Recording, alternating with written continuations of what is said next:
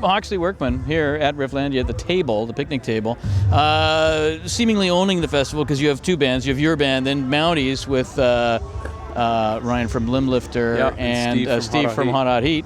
So Mounties made the debut performance here at Rifflandia. How did it go? And congratulations for doing that. Thanks.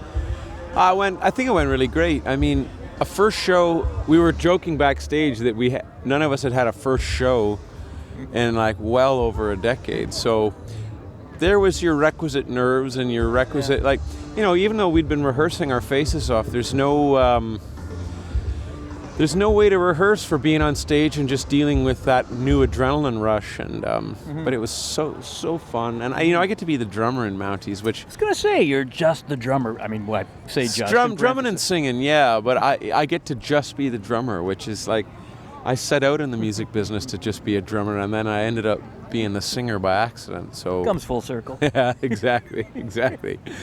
You'll be drumming in some club in a few years, Yeah, well, it's funny. I put my feelers out, especially for acts I really like. Like, look, if that drummer of yours ever breaks an arm, phone call away.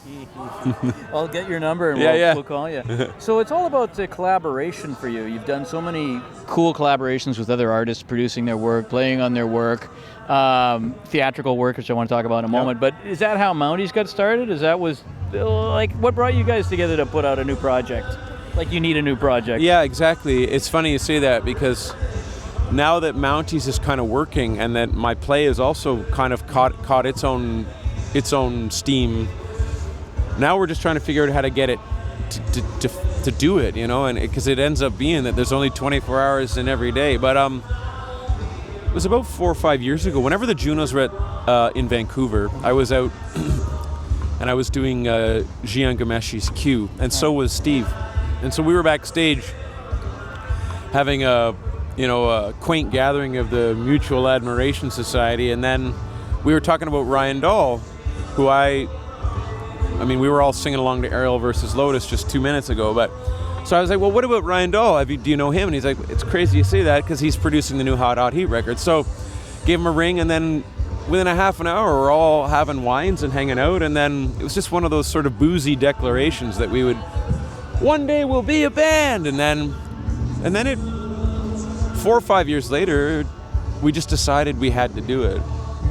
And like an adult, I've been finding if I want to get something done, I have to put it in the calendar. Like it's some mystery, when you're a kid. Form new band, 25th.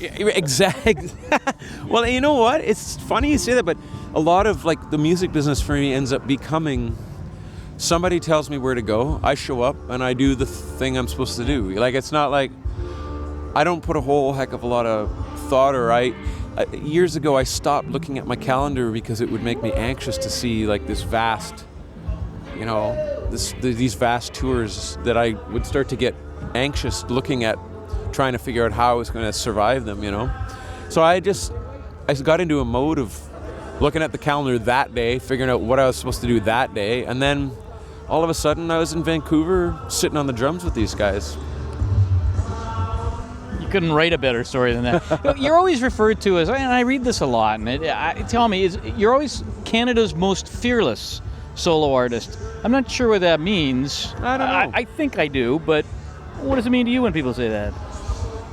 Or you just think, journalists got to write something, right? And yeah. Sometimes I think fearless just means maybe for me that if you want to make a lot of money in the music business, your best bet is to keep making the same music over and over again, right? The people who end up becoming really, really, really famous are the ones who come up with a winning formula and then don't deviate from it, because with every record you gather new fans, and so if you're inclined to want to listen to a particular kind of music, but it takes you 3 records to find that band, then all of a sudden, and that's just how music works. That's that's U2, that's Coldplay, that's AC/DC, that's Nickelback, any of those big corporate rock outfits, they know you got to stick to the plan. And when you deviate, that mass audience, which is a more fickle, and the thing is that not everybody is a huge music fan.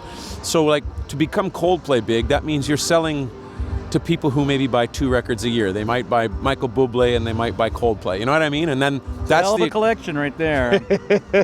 But so I guess fearlessness is maybe just like a willingness to like go, yeah, people like that last thing I did, but I'm going to try something different this time. Yeah, a guy who reinvents himself on seemingly every project. Well, which yeah. is cool.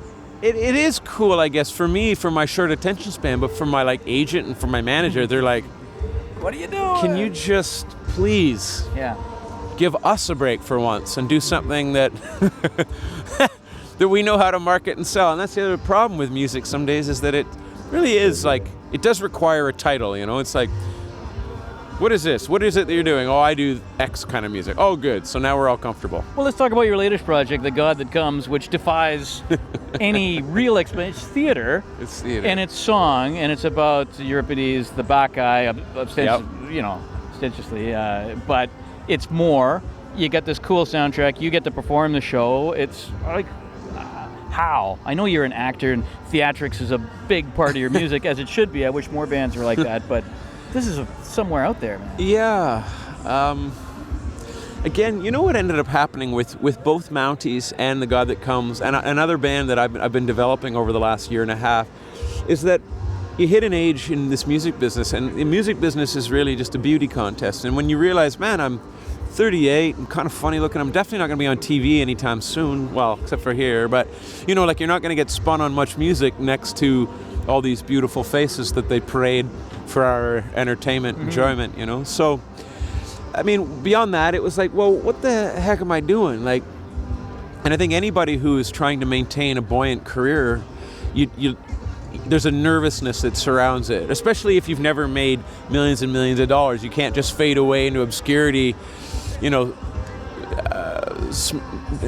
having drinks and smoking cigarettes on a hot beach, you know? Like, you're really fighting for it at all times. Anyways, so I was like, well, geez,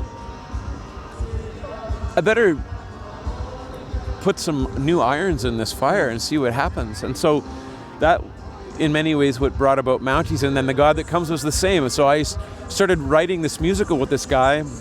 We wrote most of it in Calgary, oddly enough. And then it was a thing. And then all of a sudden we were on stage doing it. And then it was getting these great reviews. We've won some awards recently. I just came back from Denmark last week doing the show. And it's like, I don't know, I can highly recommend to other artists, though, like, making stuff, especially if it's of a decent quality, is better than not making stuff. You should always be making stuff. Yeah. And like always different stuff. Yeah, like start painting, or like, I mean, I'm really into carpentry and renovating houses and stuff too. So like, there should just be, I think that's another thing when you get older, and you probably, like, we're probably about the same age, that the older I get, thanks, you're flattering me now. The more amped I am to make stuff. Like, it feels urgent now all of a sudden, you know? Like you have to leave a legacy, or not that kind of urgent? No, I don't feel legacy stuff, because I'm going to be dead, so it doesn't matter, right? I'm not going to get to, like... But no, it's more like... I think it's just about...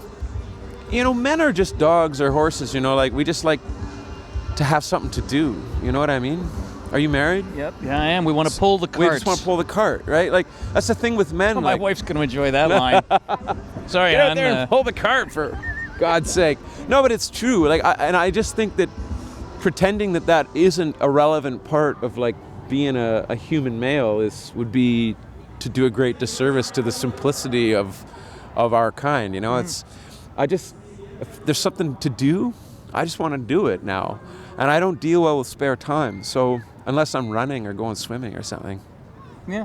Do you ever out there? Does the Victoria music scene ever ring any bells with anyone else? Does anybody, hey, talk about the Victoria music scene? Like, it's because we've got a really good scene of performers who have gone somewhere and who are ready to go somewhere. I just wonder if we're on the map or on the radar elsewhere in Canada. Well, I mean, maybe I'm the wrong guy to ask because I don't maybe keep up to date. But what I can say is, now that I'm sort of buddies with Steve Bays and just hearing about his experience growing up in Victoria and the competitiveness and all of the bands and the punk shows that he used to put on, and it sounds like it was a real vibrant scene, and part of it was that because there was a feeling of being so far away from the rest of Canada, there was that much more importance placed on the bands being excellent, because if they were going to leave the island, they had to be... It's got that sense the Maritimes has. Yeah.